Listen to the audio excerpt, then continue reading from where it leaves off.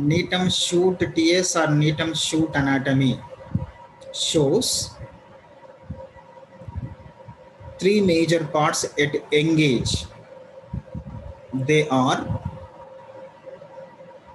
epidermis, cortex, and stele. Young stem of Gnetum shows three major portions. One is epidermis, second one is cortex, third one is stele. Epidermis is a outer layer. It made by rectangular parenchyma cells. Outside of these epidermis, cuticle is present. If cuticle is present, it shows xerophytic characters. And in this epidermis, stomatas are present. Sunken stomatas are present. The sunken stomas are also shows xerophytic characters. Beneath of these epidermis, cortex is present. The cortex mainly divided into two sub-portions. One is hypodermis, second one is inner cortex. Hypodermis mainly made by chlorenchymatous tissue. Chlorenchymatous tissue means parenchyma tissues are filled with chloroplast pigments. So these tissues are called chlorenchymatous tissue. Hypodermis or outer cortex made by chlorenchymatous tissue. So this portion is called chlorenchymatous cortex.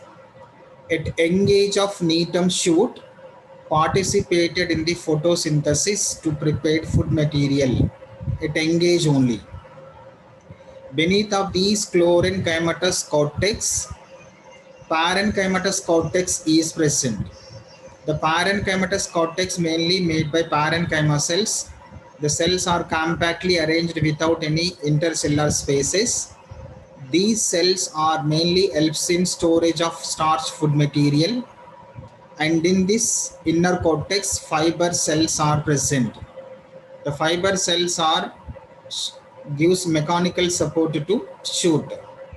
And beneath of these inner cortex or parenchymatous cortex, central siphon is present. The central siphon is called stele. The stele surrounded by endodermis. It is endodermis. Below the endodermis, single pericycle is present. Single layer of pericycle is present. In the endodermis, starch storage is present. So these endodermal cells are called starch sheath or starch cells. Casparian strips also clearly visible in the endodermis. Below the endodermis, single layer of pericycle is present. Below the pericycle, sclerenchymatous cells are present. The sclerenchymatous cells are present below the pericycle. And below the sclerenchymatous cells, vascular bundles are arranged in a radial position. The vascular bundles are arranged in a radial position. That vascular bundles are conjoined, collateral, conjoined, collateral, open, end arc type vascular bundles. Closed means between the xylem and phloem, cambium is absent. Here it is, cambium is present. So the Gnetum shoot vascular bundles are conjoined, collateral, open, end arc type vascular bundles. Conjoint means the xylem and phloem fused, called conjoint. Collateral means the fused xylem and phloem arranged in side by side arrangement to form a vascular bundle like structure called collateral. Between the fused vascular tissue, between the xylem and phloem, cambium is present. So these bundles are called open type of vascular bundles. And the xylem, protoxylem present towards inside called end arc protoxylem. Vascular bundles are conjoint, collateral, open end-arc type vascular bundles are present in the Gnetum shoot. They are arranged in a radial position. Between the two vascular bundles, medullary rays are present. These are called medullary rays. And at center region of young shoot, parenchymatous pith is present. It is the parenchymatous pith. It is also called medulla. It mainly helps in storage of food material. It is the primary or young shoot of Gnetum TS. Now, the Gnetum shoot participated in the secondary growth. The secondary growth means during the second year, between the vascular bundles, these are the vascular bundles, these are contain cambium. These cambiums are called vascular cambium. Between the two vascular bundles from the medullary rays, new cambium is developed. See children, in first diagram, only vascular bundles are containing cambium. These vascular bundles are called primary vascular bundles. And the tissues are called primary vascular tissues. The primary phloem, primary xylem, and vascular or vascular cambium. Between the two vascular bundles, new cambium is developed. The new cambium is developed by the medullary rays. So the new cambium is called intervascular cambium or intervascular cambium. The intervascular cambium combines with vascular cambium to form a ring-like structure in the stele. The ring-like structure is called vascular cambium ring. If once vascular cambium ring is formed in the stellar region, it produced secondary tissues continuously. To outside secondary phloem, little amount of secondary phloem, to inside large amount of secondary xylem is developed. By these secondary xylem, based on the seasons, they shows mainly two types of xylem cells. They are autumn wood, spring wood. Every year, autumn wood, spring woods are developed. The autumn wood, spring woods are formed as a annual ring. In one annual ring, autumn wood is present and spring wood also present. Autumn wood developed in the winter season, spring wood developed in the spring season. The spring season is more comfortable for the plant growth. So the xylem, secondary xylem cells are large in size. They have large cavity. In the winter season, the plant develop or plant growth is reduced condition. It is not sufficient to the cell division. So during the winter season, from the cambium ring, secondary xylem cells are developed, small size of xylem cells. They called autumn wood xylem cells. In every annual ring, autumn wood xylem is there, spring wood xylem also there. The two xylems are combinedly called first annual ring. Then every year one annual ring developed. First annual ring containing autumn wood, spring wood. Second annual ring also containing autumn wood, spring wood. Third annual ring, fourth annual ring, continuously annual rings are developed. And finally, after few years, at center region, first annual rings are collapsed their life cycles. Mainly the annual rings containing secondary xylem. The secondary xylem function is conduction of water and minerals to total plant pots. The first developed annual rings are collapsed their structures. They called heartwood. Heartwood turned into black color or red color. So these are not proper in function. Around these heartwood, gray color vascular gray color annual rings are present. The gray color annual rings are called sapwood. Sapwood mainly helps in the conduction of water minerals to total plant body. During these development, the new developed tissues are pressure on the outer cortex, inner cortex. By this pressure, epidermis is broken. From the outer cortex, some cells are act as a pellum or cork tissue.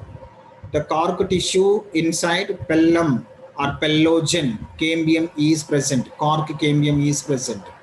Below the cork cambium, pelloderm is present. The pelloderm is also called secondary cortex. It is the annual rings with secondary growth.